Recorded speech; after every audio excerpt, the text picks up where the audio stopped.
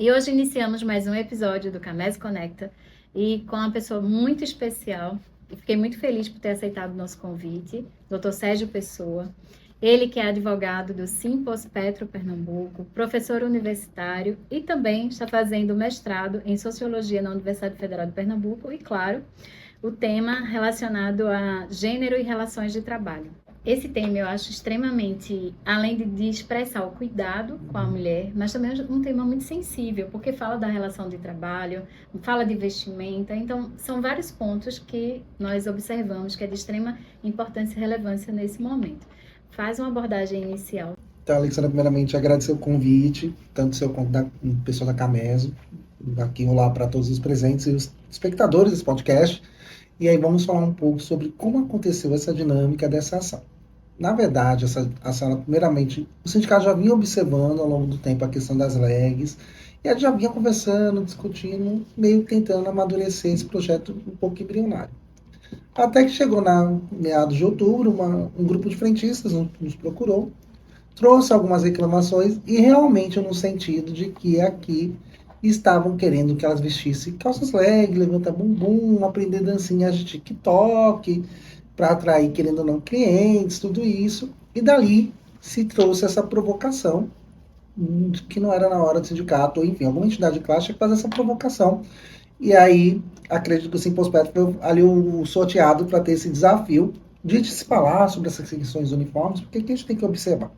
Primeira coisa, quando a gente fala de uniforme, Alexandre, a gente tem que observar que o uniforme tem que ser também questões de segurança, e muito especificamente postos de combustíveis, que é um local que as pessoas já trabalham com produtos inflamáveis, que está sujeitos, querendo ou não, aqui há um risco de um incêndio, enfim, alguma coisa nesse sentido.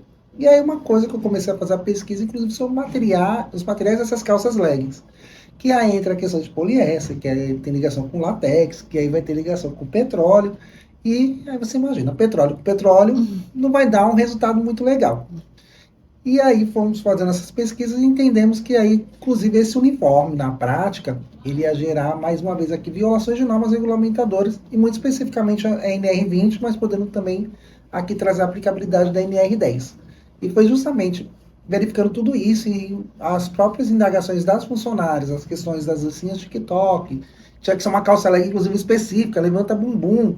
Isso, de certa forma, entra aqui com a aplicabilidade também do protocolo sob perspectiva de gênero, e é inclusive, eu acho que esse foi um grande destaque, né, das decisões, porque elas foram observadas, esse protocolo, justamente sob perspectiva de gênero, no sentido de que aqui mulheres, elas têm que serem, de certa forma, tratadas como profissionais, e não como meros objetos.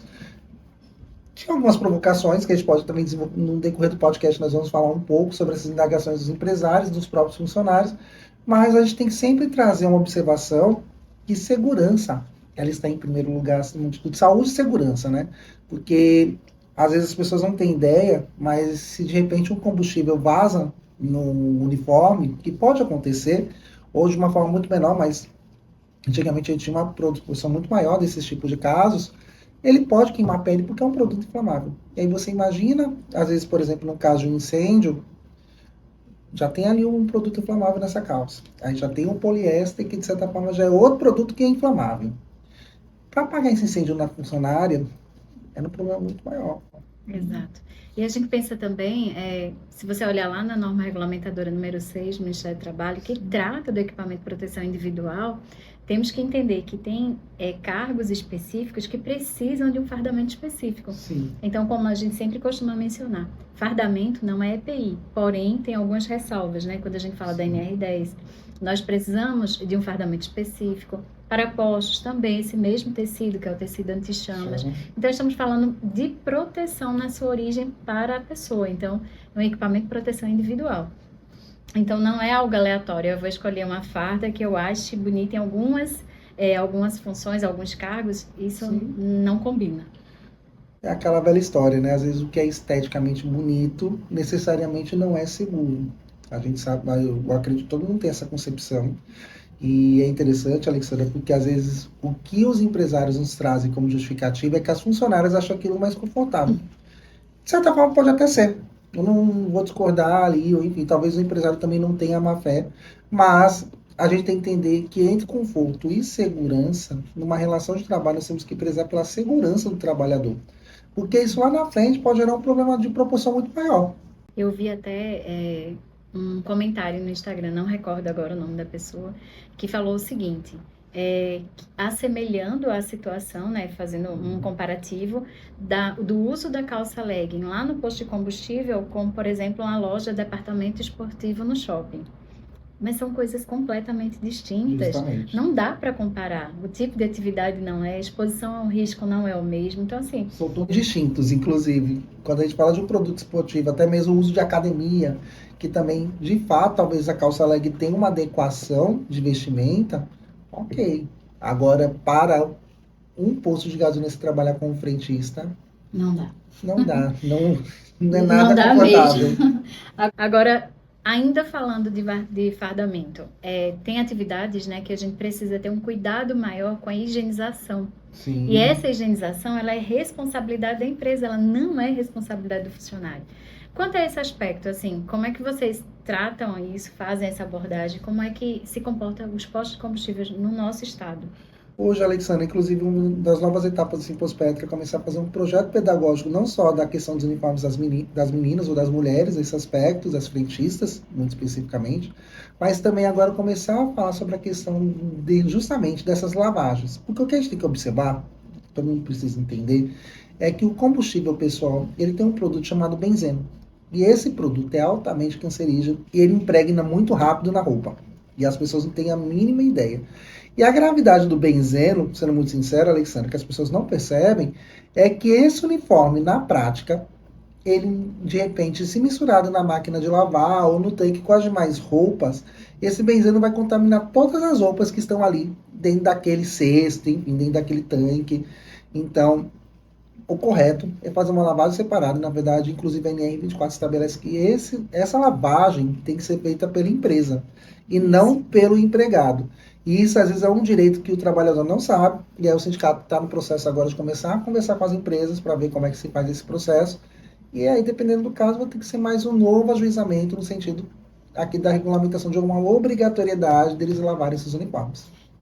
Por exemplo, citando a NR31, que trata dos agrotóxicos, né, defensivos agrícolas e outros, já é regulamentado que a lavagem dessas roupas é dentro da empresa lá.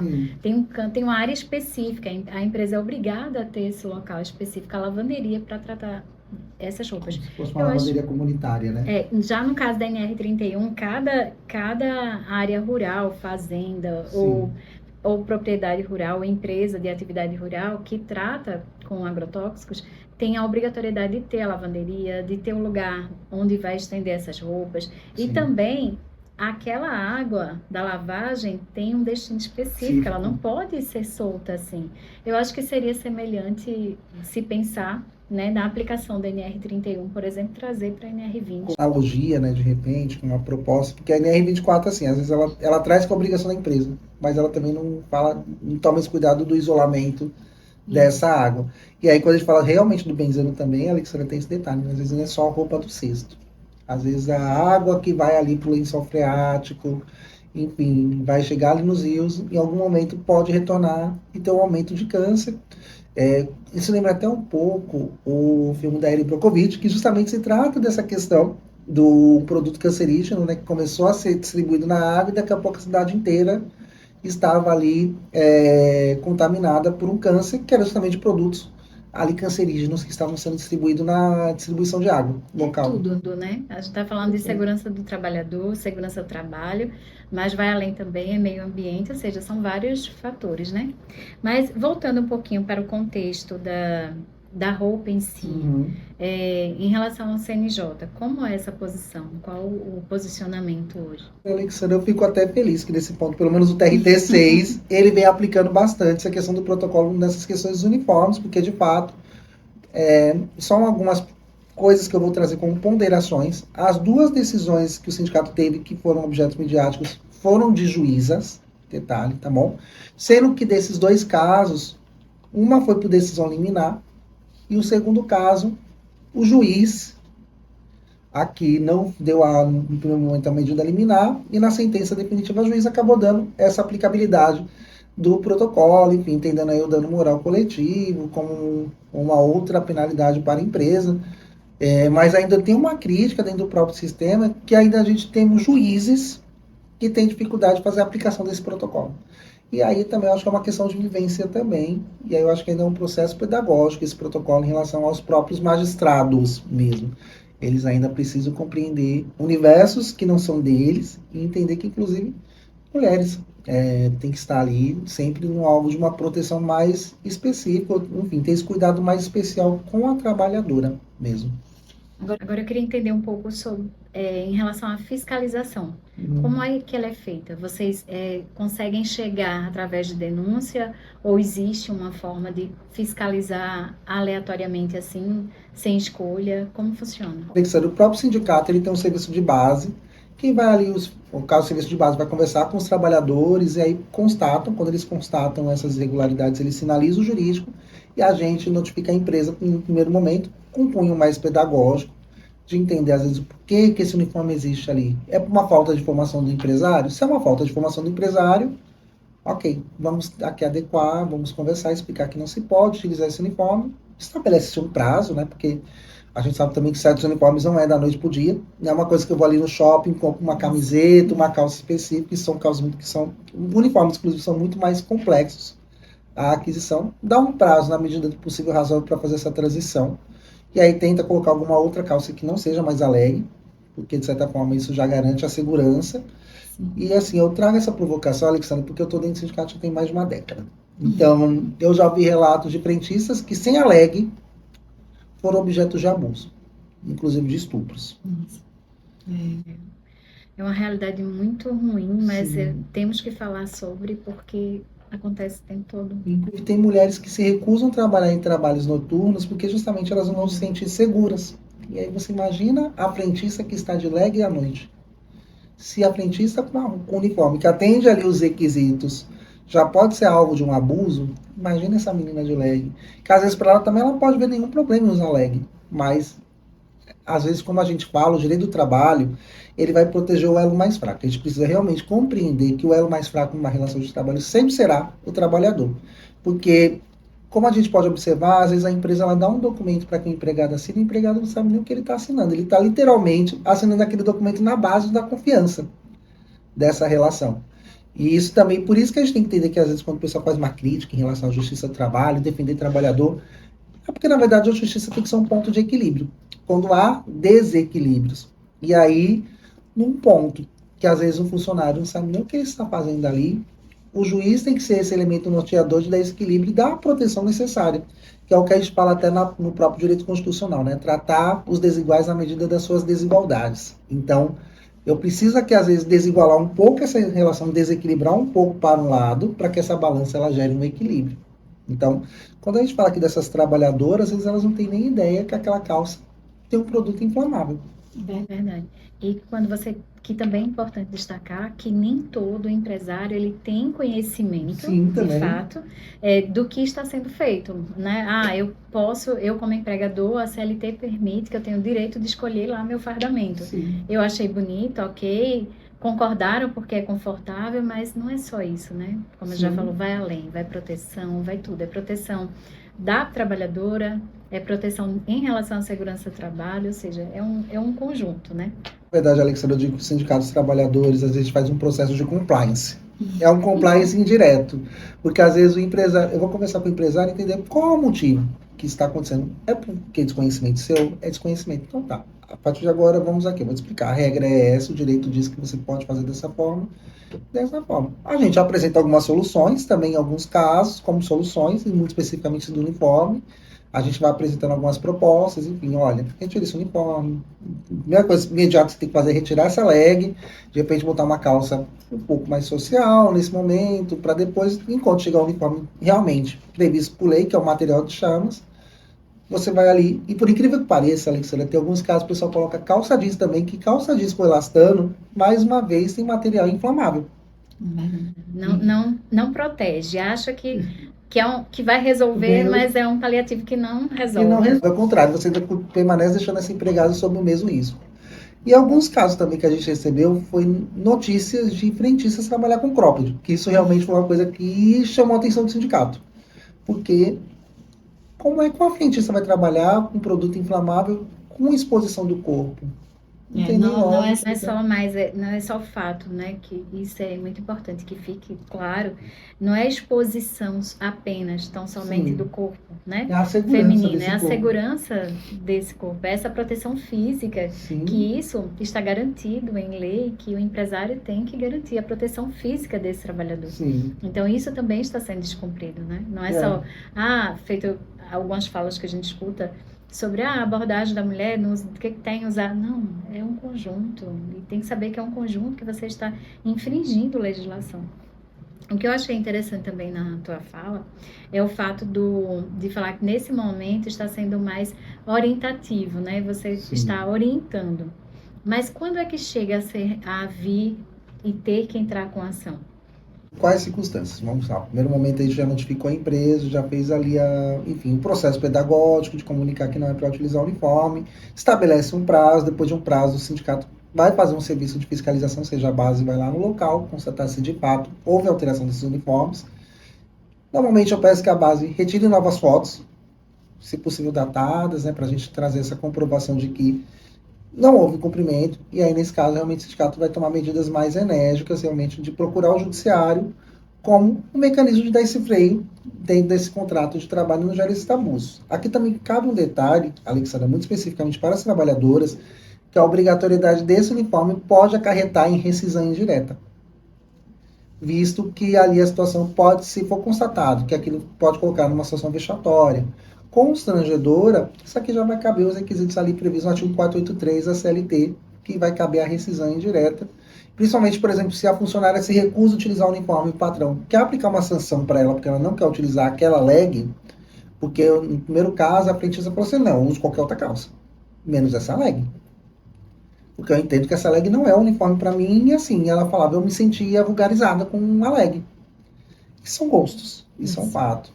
Então, a partir do momento que você bota o funcionário numa situação de constrangimento, você já está dando ali uma munição para que o empregado entre com a rescisão indireta.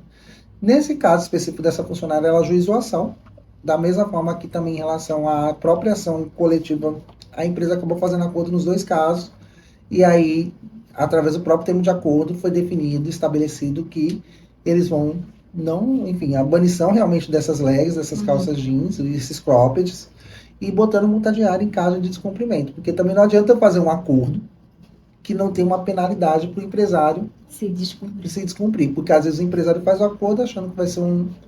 Isso aqui resolve. O sindicato vai parar de comer o meu juízo, é bem isso. Mas, e aí depois, como é que fica?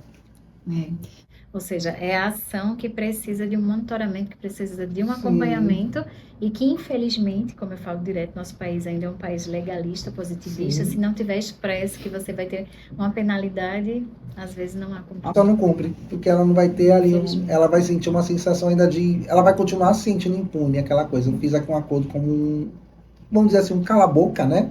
De certa forma, eu consigo nesse momento conter o sindicato. E aí, depois lá na frente, eu descumpro, enfim, não tem penalidade, nada vai acontecer para mim, então o sindicato não tem como ficar me cobrando muita coisa. É até uma dúvida, né, claro. pessoal. Eu, particularmente, tenho um excelente relacionamento na maioria dos sindicatos que eu já tive contato, mas tem empresas que não encaram o sindicato como um parceiro. Eu encaro, porque nas minhas dúvidas eu vou lá e tento, né? Olha, isso aqui eu não vou conseguir, como é que eu faço? E, às vezes, conversando com outros advogados, tem meio que um receio quando a gente fala, ó, isso aqui está em uma determinada convenção, mas talvez a aplicação não fosse dessa forma. Como é que vocês se colocam nessa situação? Porque eu entendo que sindicato é mais parceiro.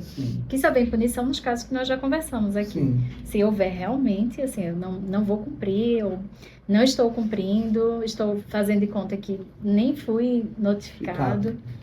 Alexandra, uma pergunta até interessante, porque eu digo que, na verdade, não só os próprios empresários, mas também os próprios empregados, eles ainda têm uma visão um pouco demonizada. de sindicatos. E muito ainda, o empresário tem aquela visão ainda da revolução industrial, dos quebra-máquinas, que vai ali que sindicato serve para paralisar a atividade, e não necessariamente o sindicato tem esse interesse. Eu falo que o sindicato tem que trabalhar como se fosse uma engrenagem. Primeiro que numa relação de trabalho, a gente precisa entender que enquanto empresário, eu preciso daquela força de mão de obra para fazer o meu negócio andar. No caso, dependendo do meu negócio, eu não tenho nem conhecimento técnico de operar determinada máquina. Já começa por aí o problema. E aí a gente tem que entender, a gente tem que ter esse respeito. E o sindicato também, tem alguns sindicatos que vão ter realmente correntes mais radicais. Eu vou falar das experiências que eu tenho enquanto Simpospreto, por exemplo. A gente tem uma visão mais pedagógica, realmente, de sentar com o empresário, entender o que está acontecendo, se há alguma irregularidade, como vamos resolver essa irregularidade. E aí, realmente, se depois você continuar fazendo alguma coisa, o sindicato realmente, até porque assim, eu já te dei todas as oportunidades de você se corrigir e você nos corrigiu. Então, e agora... a garantia do direito daquelas pessoas que estão esperando esse retorno. Que o sindicato, inclusive, deu uma resposta. E aí também eu acho que também o que a categoria de trabalhadores precisa entender, o fortalecimento do sindicato é muito importante. Porque às vezes benefícios que os trabalhadores têm são conquistas do sindicato. Muito especificamente, por exemplo, vale alimentação. Vale alimentação não tem lei que garante que a empresa é obrigada a pagar vale alimentação. Isso é estabelecido por acordo ou convenção coletiva. Um plano de saúde. Porque às vezes também, uma coisa que é interessante, Alexandre, é porque os empresários, isso eu falo muito especificamente de empresa grande, porque eu já tive essa experiência enquanto empregado, de que chega lá, olha, eu dou um vale transporte, eu dou um vale alimentação, até o vale transporte a gente sabe que é uma lei federal que assegura. Mas dou um vale alimentação, dou ali um convênio médico, que empresa legal. E às vezes o funcionário não tem ideia do que está por detrás disso. A conquista desse vale alimentação, e às vezes desse perdão, assistência médica, justamente se decorre de uma conquista do próprio sindicato. Olha, você vai ter que assegurar esse convênio médico para esse trabalhador. E isso a gente tem que entender também que o sindicato, quando se ocorre uma violação de direito no âmbito coletivo, até mesmo individual, ele é o primeiro caminho que tem para assegurar esse direito. Óbvio que aqui tem uma série de questões discriminatórias, sindicato, às vezes, o famoso sindicato pelego, né, que ali vai ter conluio com o sindicato patronal, mas a gente precisa entender que são relacionamentos também. Porque, como eu falo, negociação coletiva não é fácil. Quando a gente fala de negociações coletivas, eu falo que a gente tem que chegar num número que seja razoável para o empregado, mas também que seja razoável para o patrão bancar. Porque, às vezes, por exemplo, a gente tem um aumento de 6%, 7%. E aí os funcionários falam, é pouco. Mas quando a gente fala isso, Alexandre, eu falo para eles, mas vamos partir de uma premissa que, de repente, a empresa dá um aumento de 20%. Que legal esse aumento, né? A empresa... é a garantia dele da continuidade. Justamente. E aí, qual é o ponto? Pode até haver a continuidade, mas o coleguinha dele vai ser demitido para que a empresa não se quebre. Porque, querendo ou não, o empresário, quando cria um negócio, ele faz um investimento, de certa forma. Ele não quer jogar esse investimento, aquele dinheiro que ele investia, aquele tempo, no lixo. Acredito que pelo menos nenhum empresário no Brasil está nesse padrão de estar jogando dinheiro fora, né? E principalmente quantias consideráveis. Não dá. E aí, quando a gente traz sobre essa lógica, desse raciocínio, por exemplo, do investimento, o funcionário ele precisa compreender, na verdade, que a gente precisa entender que tem que ter uma parceria. Como eu brinco, contratos de trabalho são como os casamentos. A gente começa, a gente não sabe quando acaba. A diferença é que aqui é um casamento que você sabe que pode ter fim a qualquer momento. No casamento, não. No casamento, qualquer relacionamento, a gente não se tem esse plano do divórcio. Mas eu digo que no contrato de trabalho é um casamento que você sabe que vai ter o divórcio em algum momento. Isso. É certo, o divórcio é um fato, mas a gente precisa, enquanto está tendo essa parceria, fazer com que isso funcione bem. Enquanto empregado, eu tento fazer o melhor para a empresa, porque se a empresa cresce, tem o correto, né? Acontecer isso. Porque hoje as relações de trabalho, eu digo que elas estão num processo de crise. Porque às vezes o empresário lucra, mas não pensa em repassar o lucro para o empregado. O empregado se descontenta, vai procurar outro tipo de trabalho. Às vezes que de repente ele vai ganhar um pouquinho mais, vai dar um pouquinho mais de dignidade, e às vezes o empresário não consegue localizar mão de obra. Que eu acho que hoje é uma crítica, é uma realidade que a gente vê assim, nessas relações de trabalho. Relação quebrada Isso. E enfim. Nossa, a gente tem muito assunto. Já deixei aqui o convite para vir novamente. Com certeza. Para abordar outros temas. Mas estamos chegando ao final do nosso podcast, infelizmente. E gostaria que expressasse assim, qual a sua mensagem final que queria trazer essa abordagem, e até também um alerta para todos que essas são, em relação ao cuidado lá da vestimenta da mulher da frentista, não é só aqui, né? Sim. Nós estamos falando de Recife. Nível geral mesmo, nacional, né? recado que eu der, a primeira coisa que a gente tem que entender é que desenvolvimento econômico de justiça social tem que andar em tudo de forma conjunta. Eu acho que a gente primeiro tem que ter essa visão de vida. Justiça social, ela gera desenvolvimento econômico, porque se eu tenho um funcionário satisfeito com um bom salário, a tendência é ele consumir mais, é eu fazer com que a economia ande. Então, acho que esse é o primeiro ponto.